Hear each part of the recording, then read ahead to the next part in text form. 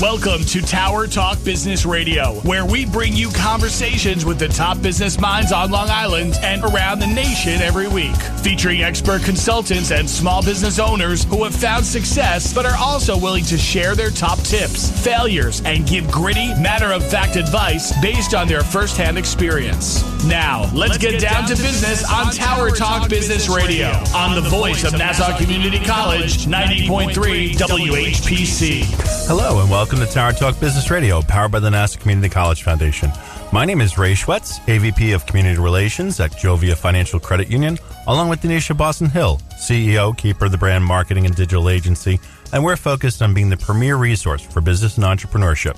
We bring you business tips, tools, advice, and services that help you grow your business. Plus, we interview the top business leaders in the industry. Yes, and we're very excited about today's episode because we are bringing you business empowerment from our guest, Mark Cox. He is the CEO of Big Brothers Big Sisters of Long Island.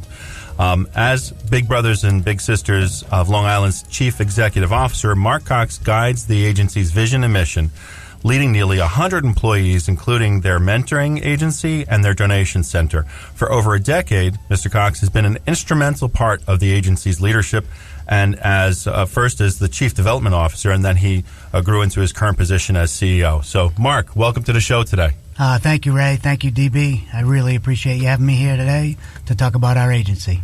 Yeah. We're so excited to hear about more and everything you're doing on Long Island and how you can really get people involved. Yeah. So tell us a little bit about how you got into the nonprofit industry and then into Big Brothers Big Sisters. Yeah, so it's a very strange story. I actually started my career in college athletics. Okay. As mostly doing fund development, and then eventually took on a lot of different roles over at Hofstra University, and was pretty much in charge of all their external affairs. So was overseeing the ticket office, corporate partnerships, marketing department, as well as some administrative stuff with some athletic teams. And, you know, I got to a point in my career where I'd been there about 14 years. My kids were starting to get older, and I just wanted a change. Once my kids started getting into sports, I knew college athletics it's a great experience, and it's a fun job. Mm-hmm. It's a lot of hours and a lot of time away from your family, traveling. And I was approached by one of my donors at Hofstra, and who happened to be on the board of Big Brothers Big Sisters of Long Island. Oh. And they had an opportunity open up for their fund development person. They had somebody there that was there for a long time, and unfortunately he had passed away. And they had gone about 9 months, almost a year, looking for somebody to fill the role. And I was approached and asked if, he said, I think you'd be great for this job. And like anything, when you get approached, and you've been somewhere for 14 years, you say, yeah, great. Nah, that's all right. And then I started doing some research, and their mission really resonated with me. I grew up from a divorced family. Was very fortunate to have a lot of mentors in my life, even though I was not in a formal program like Big Brothers Big Sisters. And I was intrigued and interested, so I said, you know what, I'm going to put in my resume, go for an interview, and fast forward almost 14 years. I've been with the agency. I was there as their Chief Development Officer for about 7 years, and I've been the CEO for the last 5.5, almost 6. So it's been a good ride. I really enjoy it.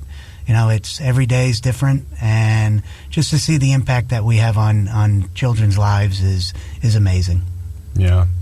Now tell us, what is the mission of Big Brothers Big Sisters?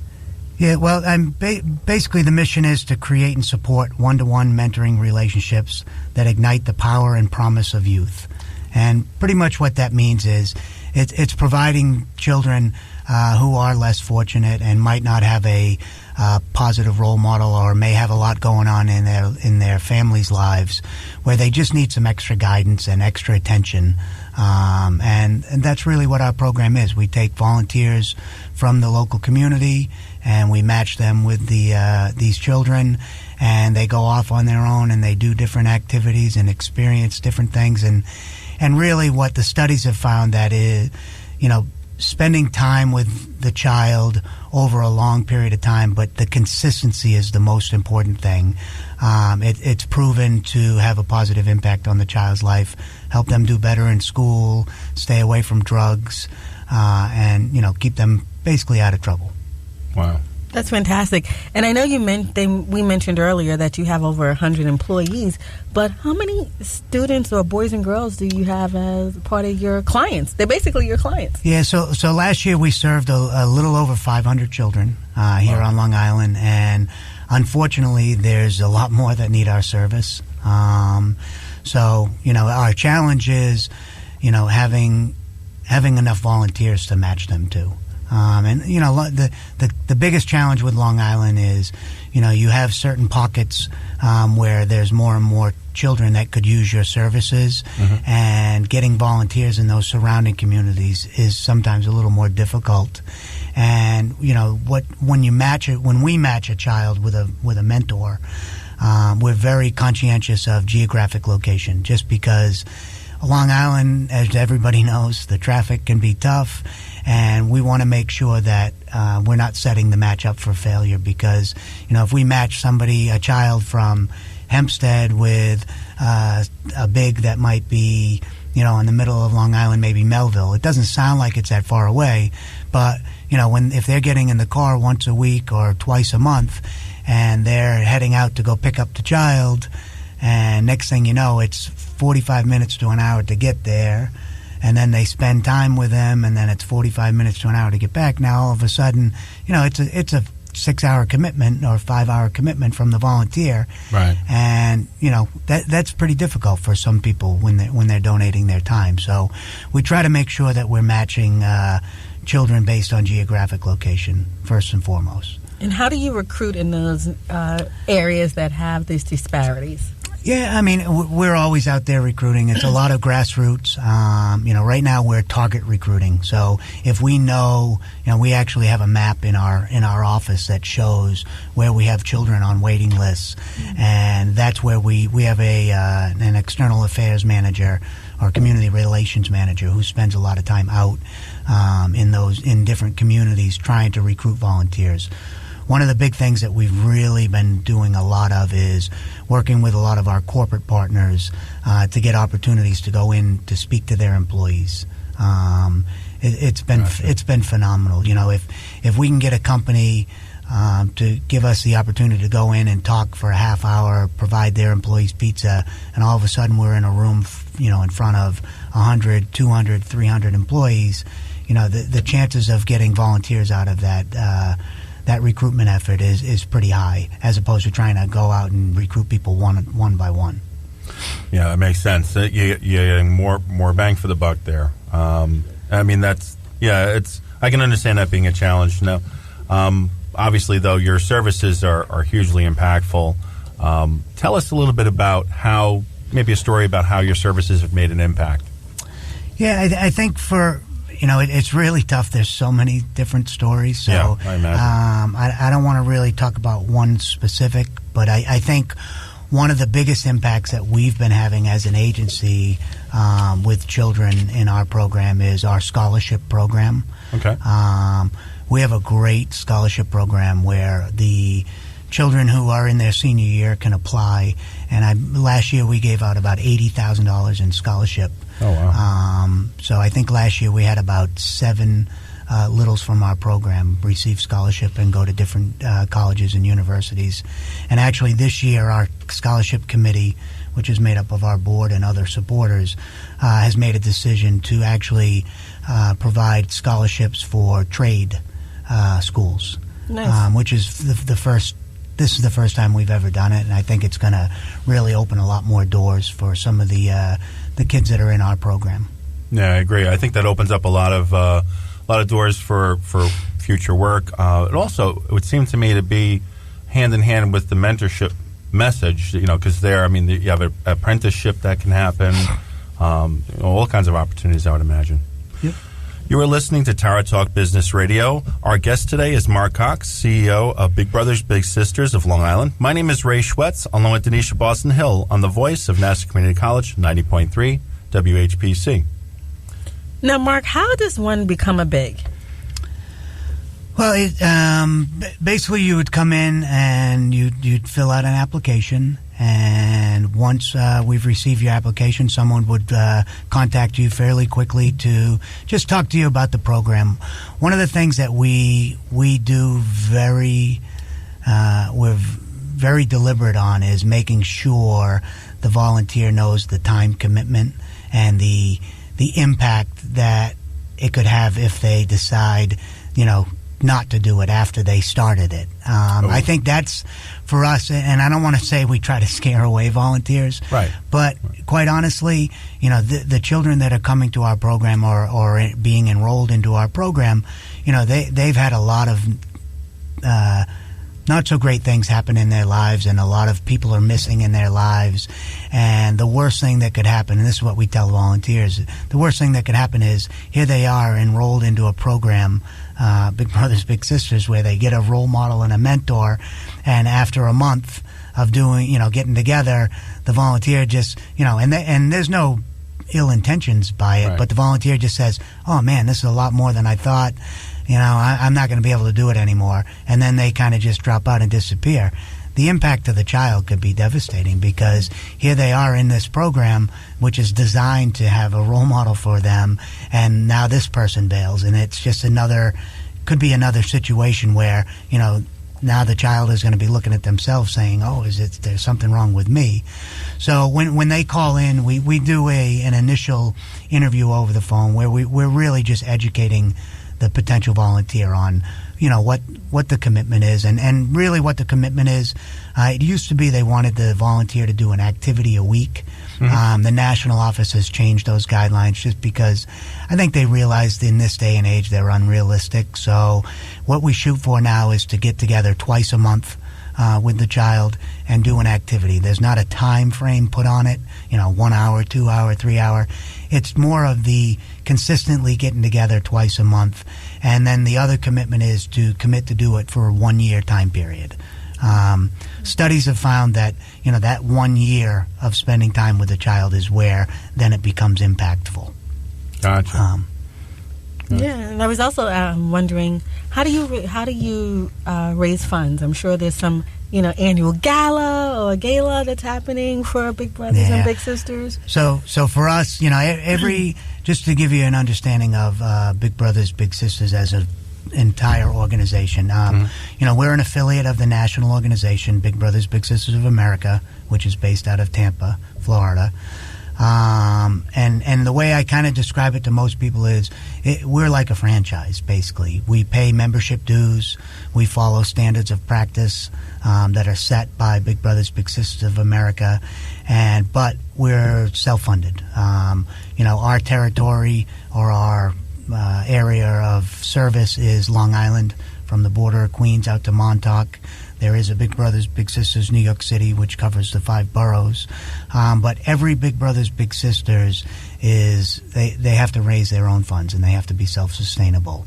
And basically the way we do our annual budget is about $2.4 million. I would say it breaks up about $1 million comes from our fundraising events, and I'm talking gross revenue. Right. $1 million comes from our events. Another about $1 million comes from our donation center operation, which I'll talk a little bit more later on in the interview. And then the remaining comes from individual giving and grants and foundations and stuff like that. But we do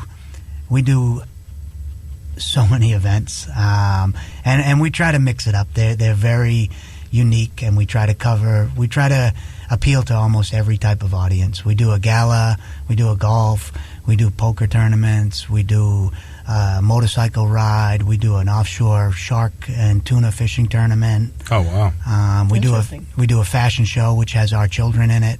Oh wow! Which is a great event. We do a comedy night. So we actually do a lot of events. We probably do about one event a month. Nice. Well, that's pretty fantastic. I mean, that's great because it does give you any way to be involved. Because I know sometimes you think, being a big is a big commitment, but you want to help the organization in some way. So it's good that there's other ways to help as well. I mean, obviously, I would say the number one thing is to get the mentors, right? Yes.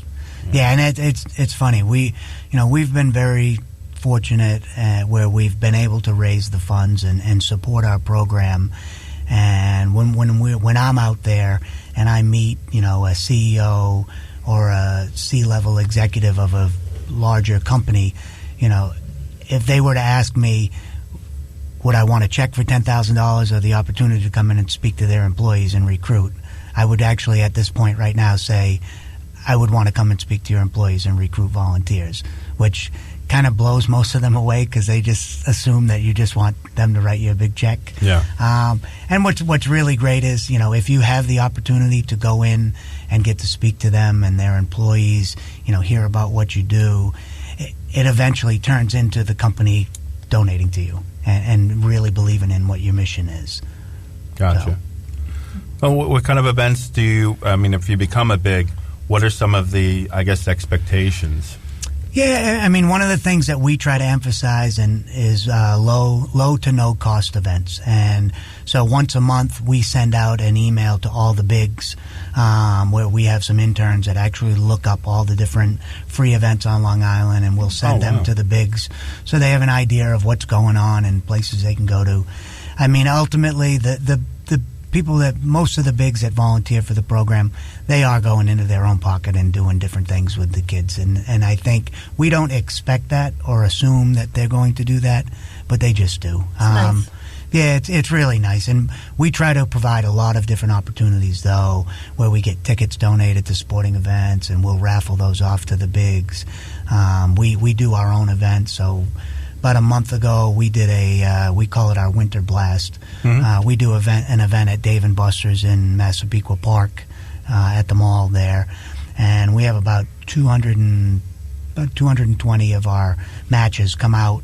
And, they basically get food for the day. They get game cards where they can play. And they're basically there for 3 hours and just having fun. And it doesn't cost them anything. We cover the costs and get sponsors to cover it. That's pretty sweet.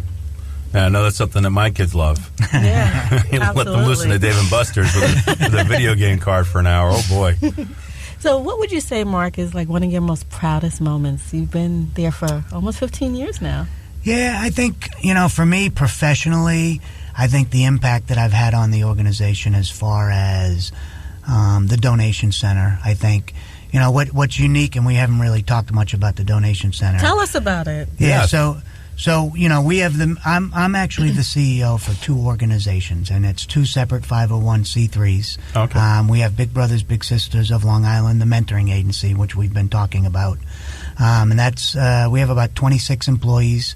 It's made up of development directors and marketing directors, and then most of the rest of the staff is program staff, which are our case managers, or we call them match support specialists.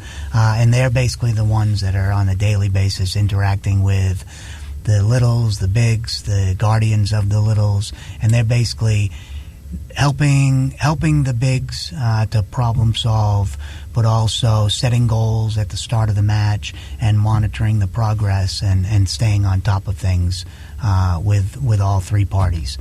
Back, I believe it's probably about 22 years ago, my predecessor, Bill Tiemann, who was the CEO for Big Brothers Big Sisters of Long Island, I believe for 34 years before he retired, he came up with the concept of the donation center, and he was in Boston, and he saw another not-for-profit doing this clothing collection operation, and he came back to Long Island and said, I want to create this model and help make our organization self-sustainable.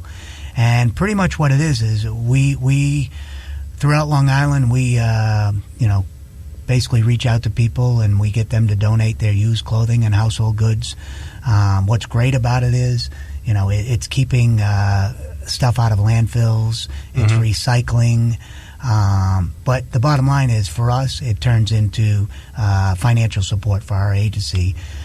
We have a partnership with a thrift company called Savers.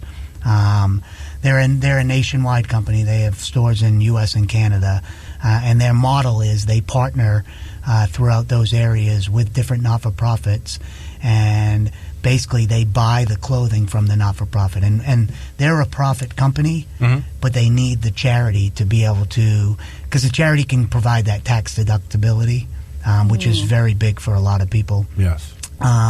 So they buy our clothing, and that turns into revenue for us. But when I took over the agency, it was basically generating about $480,000 of support annually for the mentoring agency.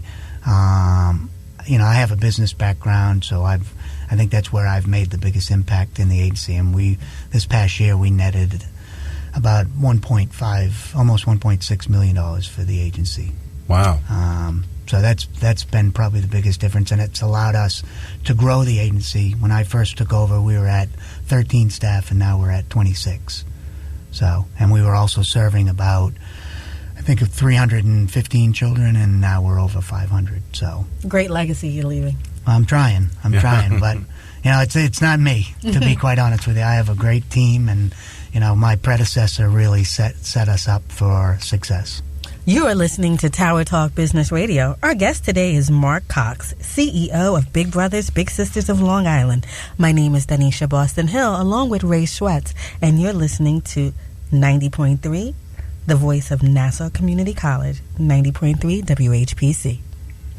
So, wanted to ask you about about your rebranding, about the organization. So, obviously, the work that you've been doing has been increasing your impact on Long Island. So tell us a little bit about that effort. Yeah, well, so the rebranding was a national initiative, and all the affiliates. It was something that had to be voted on, and I think really what the reasoning behind the rebranding was. Big Brothers Big Sisters of America has been around for over 100 years, and the logo that we used to use, a lot of other mentoring agencies were kind of copycatting a similar type of logo and using it. And they also felt that, the younger generation, it wasn't attractive to them. So they hired an outside company to help them rebrand, and they came up with the new logo, which obviously you can't see on the radio, but I got to tell you, some people love it, some people hate it. I think it's been great so far. It's definitely created a little bit of energy, and it's definitely more attractive to the younger generation, which is really the future of our success. And I think a lot of things that the national office saw was there'd been a decline over the last 5 years in the number of children that all the affiliates were serving. Wow. We've been fortunate that we were increasing, but as a whole, the Big Brothers Big Sisters of America was declining, and they felt like that the rebranding was going to help that, and I think it has. Yeah, and obviously, that's the goal here. The need is still there. It's not that the need is going away. So definitely, to increase the awareness and to engage millennials, younger folks, re-energizing the brand is something that's just absolutely a necessity. So tell us a little bit about some of the other programs that you have going on at Big Brothers Big Sisters. Yeah, so we really on the mentoring side, we really have two types of programs. Mm-hmm. One of them is what we call a community-based program, okay. Which is what I was talking about before, where we take a child within a community and we match them with a volunteer from the community. And again, this is after they're interviewed, they're screened, we do background checks, and there are a lot of layers, background layers that are done. Mm-hmm. And then they basically are assigned to a match support specialist from our team, and they kind of do their own thing, but we monitor it and they check in. And there's, that's the one great thing about the national organization. The standards of practice that every agency has to follow are phenomenal.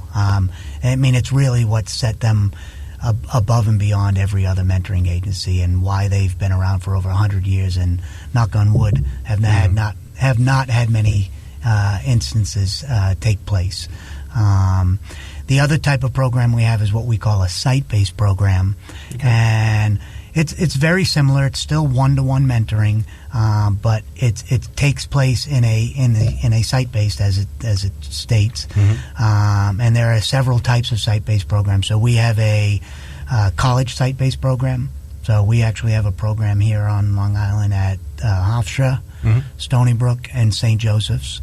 And basically we take college students from each of those colleges or universities, and it's the same, 15, 20 college students who are bigs, and they are matched with a middle school child or elementary school child from a surrounding community that is bused over to the college.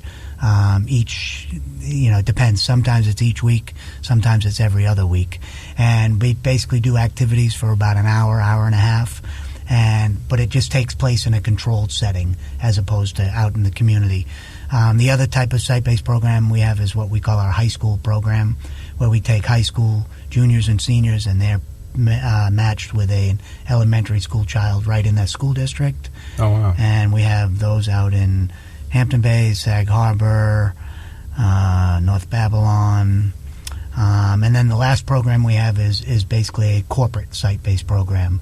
So where we actually partner with, we have a program at Bethpage Federal Credit Union, where we actually bus kids from the local school and they go over to Bethpage's office, and they basically same employees matched with the same child all school year.